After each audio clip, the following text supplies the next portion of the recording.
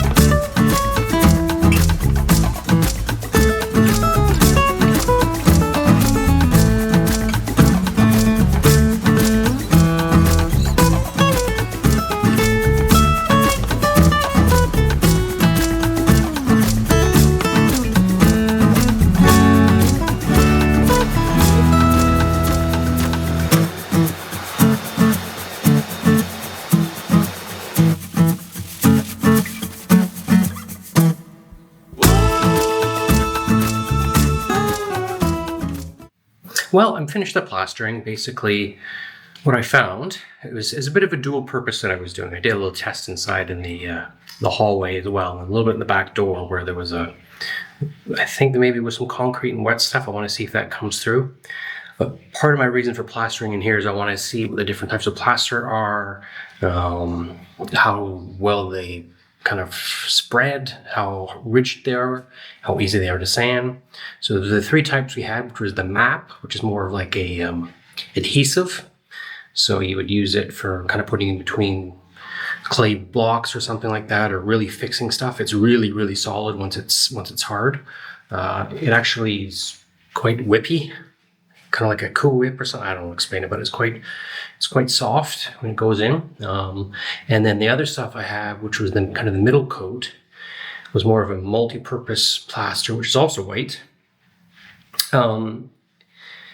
It dried, as you'd imagine, a little bit less hard. I didn't find it very easy to spread, but it wasn't as bad as the last coat. So the last coat is supposed to be a finish coat, which is basically plaster of Paris, but they put some additives in it to make it stick to, if you go right over a wall that's been painted, or there's mold or something on it, I wouldn't recommend it, but you probably go over it and it would stick to it. So that stuff was probably the worst to work with. I found out afterwards that if you do much more liquid mix, and you have to really, really use the mixer to get all the little lumps out, it gets better. So it took me 2 or 3 coats of that to kind of figure out how to get it, and that's what I used in the end of it in that hallway in there. But yeah, so in this pool room, I've not done a great job. Don't rate me on my plastering work. It's not what I'll be doing inside the house, but just to tidy it all up. It was very difficult to get around all the pipes and stuff around there, so I've just kind of left it. The chunks just kind of have the old render on it. It's a bit flaky and stuff like that. It's a pool room.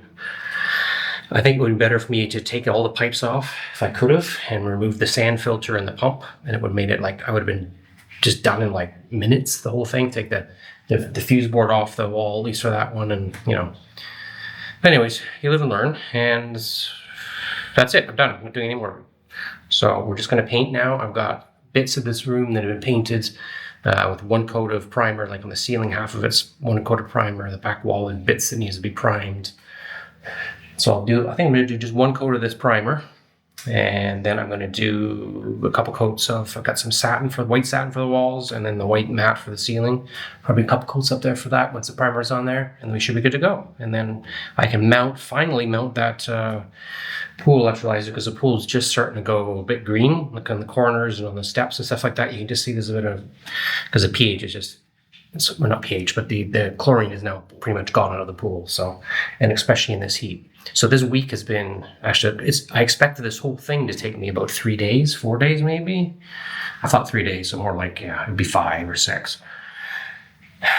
No, it's been about a week and a half I've been doing this now. So this silly little room has been a bit of a nightmare because of the heat. So in the morning, we get the sun in from that way, really low, and it heats this room up. And then when it does, so that kind of burns off all the kind of cool air that was collected in the night. And then we've also got the solar panels in here with the battery, and that generates heat. So it's been really bad. We've been kind of during the day, we've been hitting, I think we've hit a 40, 41, but in the sun, it's like 52, 50, it's a lot. So I've been kind of suffering a little bit of heat stroke every day, and like, okay, it's time to stop and stuff like that. So anyways, I'm gonna try to get a quick couple coats of paint out this morning.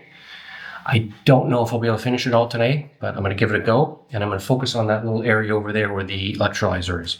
So at least I can get that all painted up today, and then I'll wrap it up in some plastic and install it tomorrow, and then wrap it in plastic and finish the rest of the room. So yeah, bit of a messy room. I'm not going to do that everywhere, but I'm just like, it's really not worth it. It's a pool room, so it's going to be white and bright, and we're going to see stuff in here, and that's all we need. So anyways, let's get to painting. Actually, scrap all that. I'm not going to paint today.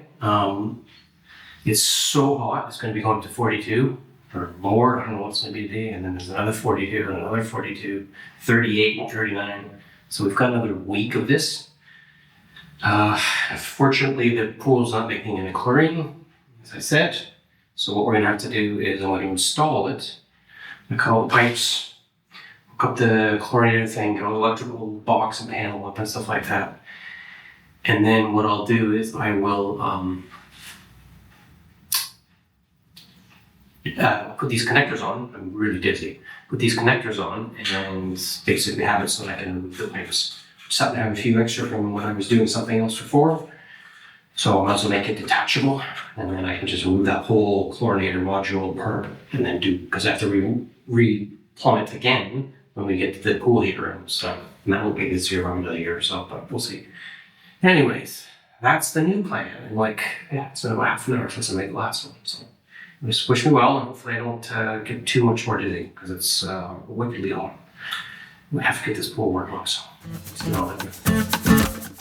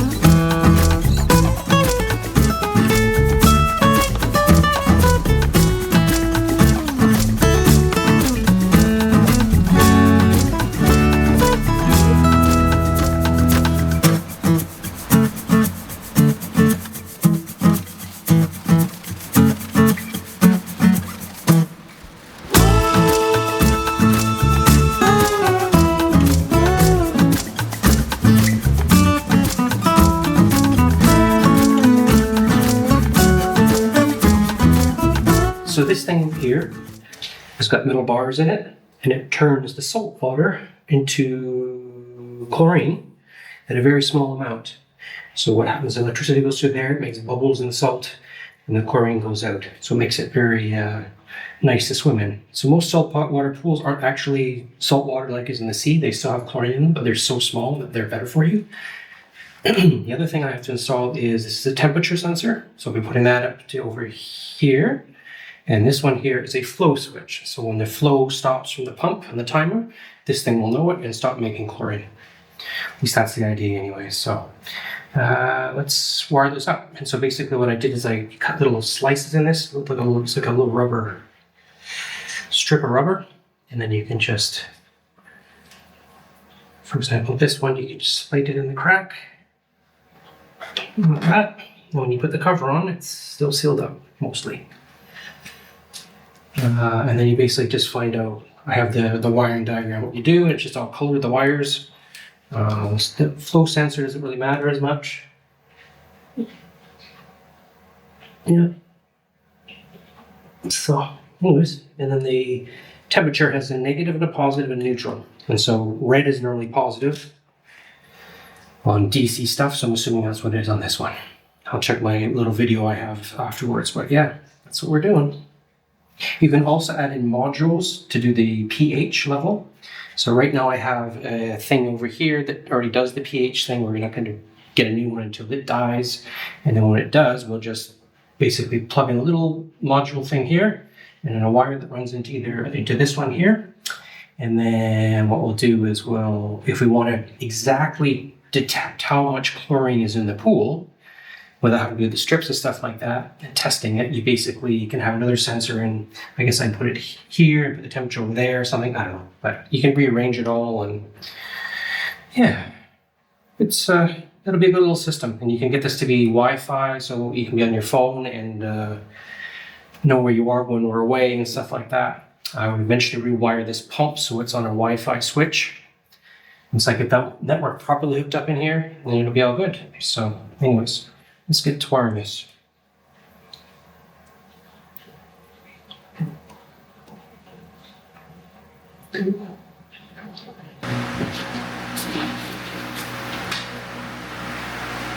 And because it's a switch, it doesn't really matter which is positive or negative. So on this one, we have to do terminals 1 and 3.